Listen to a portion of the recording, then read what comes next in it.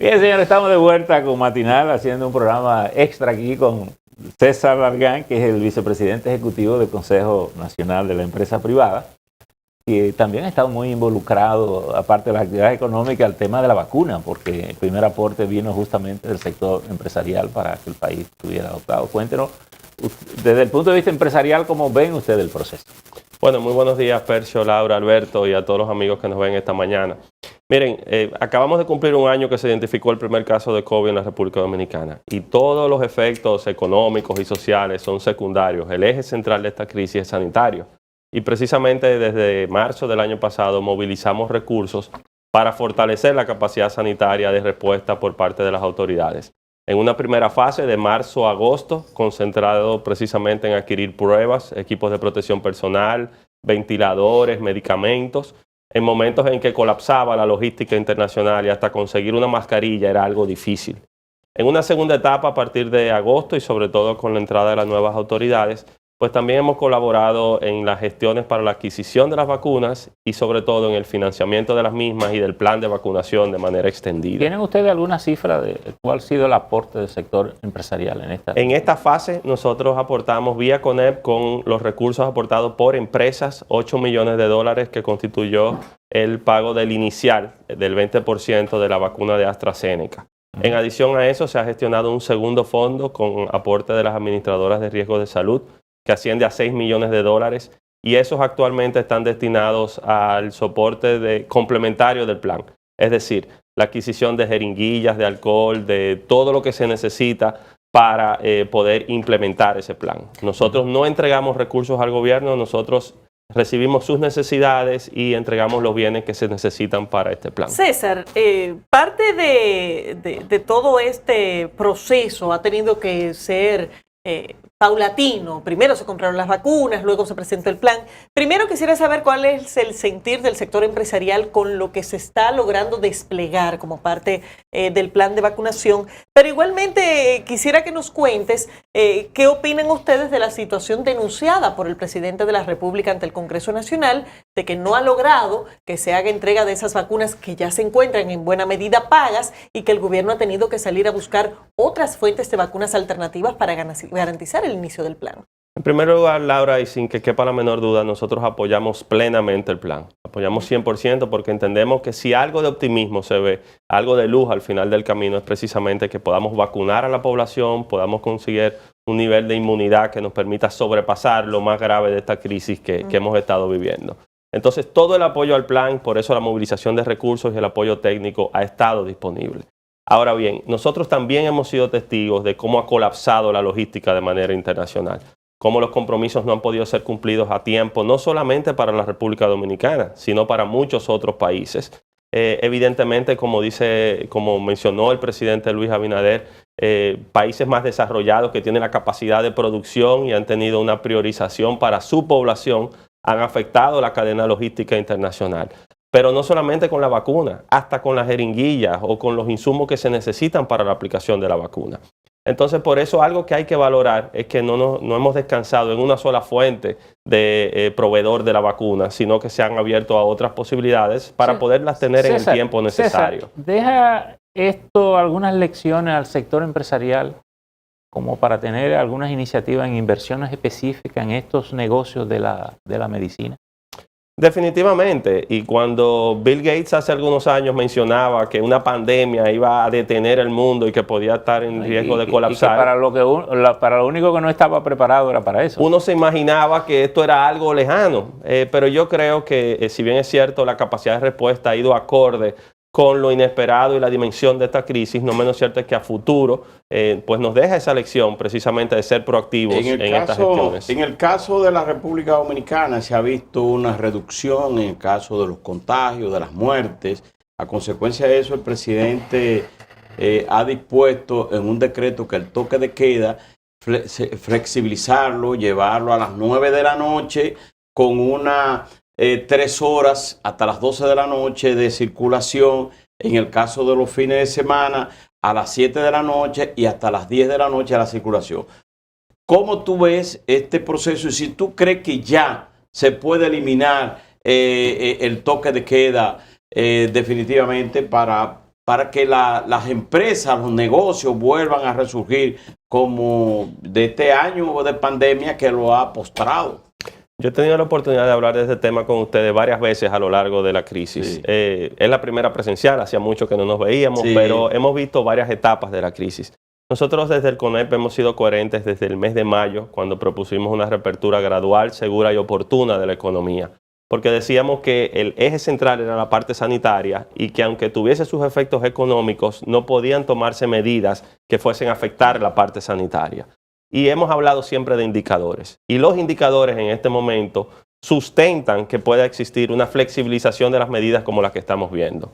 Ahora bien, eso en lo más mínimo significa que nosotros bajemos la guardia, porque las medidas de protección personal, el distanciamiento y todo lo que tiene que hacer la población, eso se debe seguir implementando. De lo contrario, aún con vacuna, aún con flexibilización, podríamos nosotros retroceder en este proceso. Es algo muy delicado. Nosotros tenemos sectores de nuestra economía que nunca se detuvieron. Tenemos otros que aunque se detuvieron, tuvieron ya una recuperación. Pero tenemos sectores como los restaurantes, los bares, el sector turismo, que están sensiblemente afectados, las pymes, y ojalá esto permita de una forma u otra recuperar parte del espacio que se O sea, que tú dices que se mantenga tal como está ahora, en el tiempo, pero que no hay una apertura total de... Todavía de la no economía. estamos preparados para una apertura total. Recién iniciamos un plan de vacunación, aún con los obstáculos que hemos venido conversando. Entonces, los indicadores sí permiten esa flexibilización, pero todavía no podemos bajar la guardia. Educativo?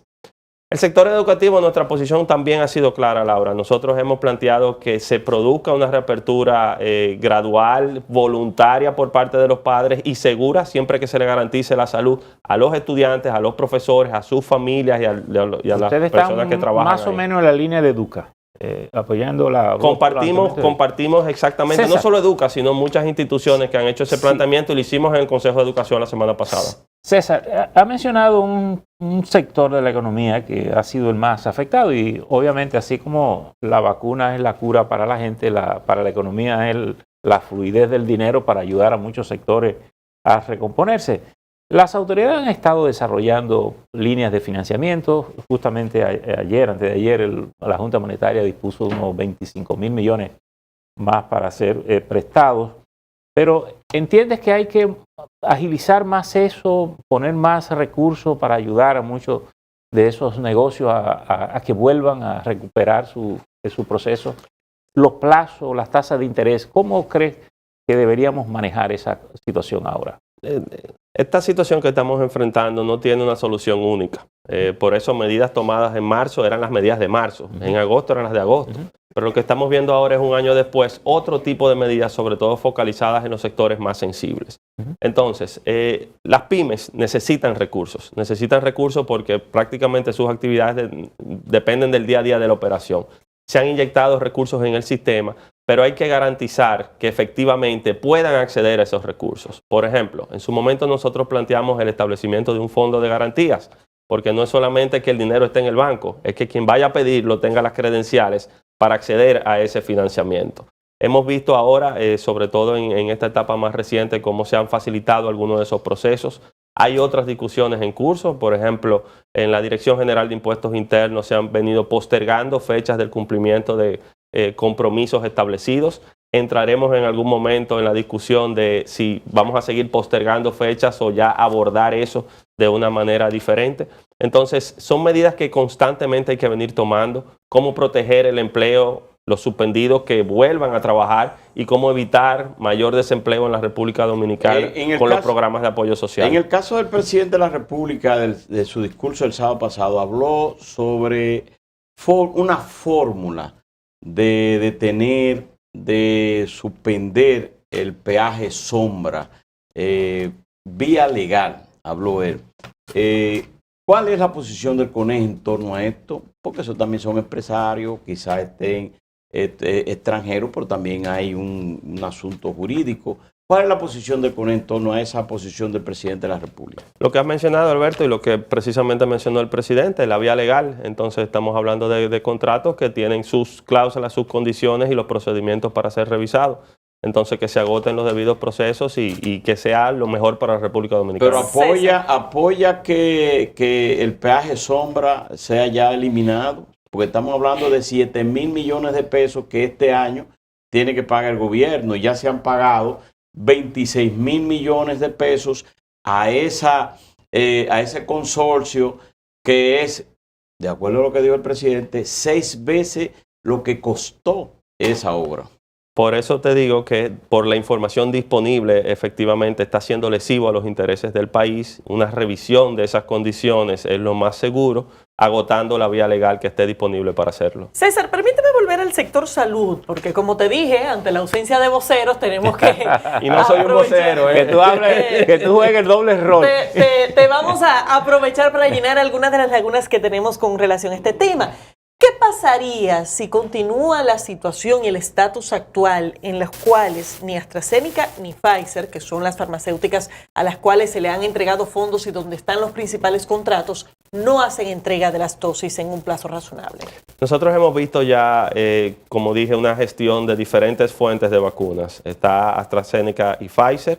De hecho, en un inicio las conversaciones con Pfizer se limitaban por la capacidad que podía tener la República Dominicana de mantener la cadena de frío y logística para su aplicación.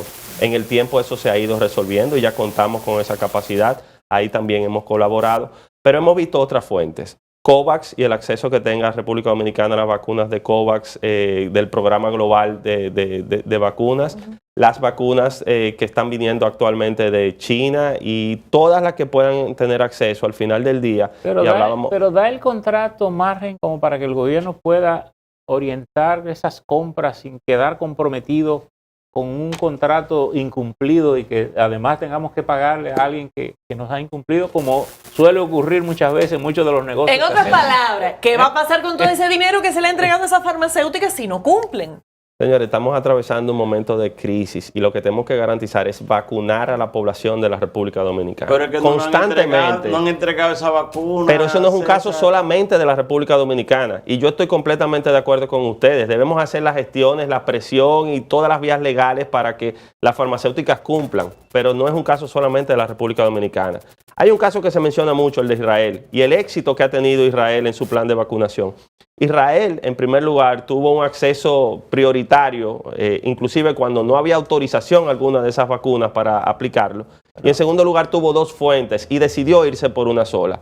Y manejó esto como una operación militar. Acuérdate, César, que Israel elabora las vacunas. Parte de su riqueza es producir conocimiento. Por tanto, está directamente involucrado con todo el proceso de investigación. Pero tenemos que aprender de los que les va bien. No tenemos que aprender de los que les está yendo. Pero se percibe. Pero su realidad. O están ustedes dispuestos a buscar otros 8 millones, 14 millones. Este no es un tema de recursos, yo quiero insistir, es un tema de que la población se pueda vacunar. Señores, hemos entrado en una discusión de que aquí hace una semana las personas decían que yo me quiero poner de esta o de otra vacuna. Cuando aquí lo importante es vacunarse. La gente lo que quiere es estar en la fila. Cuando le ponen el polio o el sarampión o alguna vacuna, no preguntan qué marca es. Entonces César, aquí lo importante es que se vacunen las personas. Pero tú te has referido a un colapso de esa logística a nivel internacional. Sin embargo, para muchos, y tiene algo de eso también el discurso que presentó el presidente ante el Congreso, se siente una cierta discriminación en contra de los países menos desarrollados cuando esa logística colapsada parece favorecer el suministro de los países más desarrollados. No tenemos una situación de discriminación en la forma en que se está logrando distribuir lo que está disponible, que sabemos que no es suficiente, pero hay una cierta disponibilidad. Sí, evidentemente no hay equidad, Laura, entre los países en este momento. Los países desarrollados y sobre todo los países productores de las vacunas están priorizando en su población. Por eso nosotros vemos cómo de manera astronómica crece el número de vacunados en los Estados Unidos todos los días. Nosotros vemos inclusive en Europa una disparidad entre los países de cómo se está aplicando. En Asia, el caso también de cómo han aplicado por diferentes niveles prioritarios de su población. Países como la República Dominicana nos vemos afectados en ese proceso. Nosotros hemos suscrito acuerdos con empresas farmacéuticas, nosotros dependemos también de la capacidad de suministro que exista para todo eso y esos retrasos en gran parte se deben a eso. Ahora bien, las proyecciones de finales de marzo, que eran las que originalmente se habían hecho, se han buscado vías alternas y se están aplicando. Entonces yo creo que en este momento lo que debemos es que tratar de fortalecer las autoridades, fortalecer y mejorar todo lo que no esté funcionando del plan, pero la población acogerse al mismo y apoyar que el mismo se haga. En el caso de los empresarios, dijiste que entregó 8 millones de dólares, que fue el pago de inicial para el caso de AstraZeneca con Oxford, ¿verdad? Correcto. La que se hizo en Oxford. ¿Ustedes tuvieron la oportunidad de leer ese convenio, ese contrato que establecía que en caso de que de repente la República Dominicana adquiera, como dijo el presidente, 8 millones de vacunas y que luego China o la misma India envíe 8 millones de vacunas más y de repente nosotros no necesitamos más vacunas porque tenemos la suficiente? Ese dinero dice ese contrato que se va a devolver.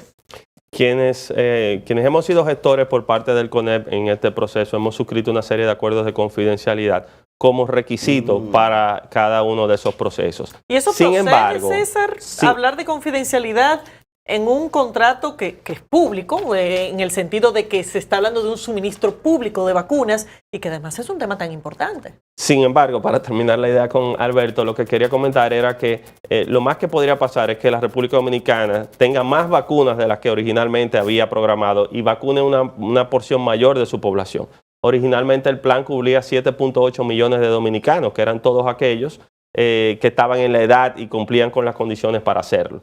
Entonces, Laura, tal y como dices, de hecho el Congreso Nacional conoció el contrato y fue aprobado. Yo los remitiría a que agoten en el proceso que se llevó a cabo en el Congreso y nosotros hemos estado dando ese apoyo. Un eventual exceso en vacuna pudiera resolver el tema de los extranjeros residentes en República Dominicana, que se cuestiona si se vacunan o no se vacunan. Dependiendo de cuándo lleguen, porque un exceso de vacunas en el 2024 posiblemente no nos sirva de mucho. Habría que vacunar a todo el mundo en términos de salud. La expectativa sería que de aquí al verano nosotros tengamos gran parte de la población ya avanzada en este proceso.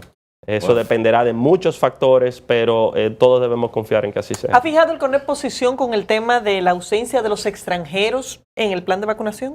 Nosotros hemos planteado el tema a las autoridades, sobre todo extranjeros con estatus legal en la República Dominicana, que tengan condiciones de trabajo aquí o que su permanencia esté debidamente justificada.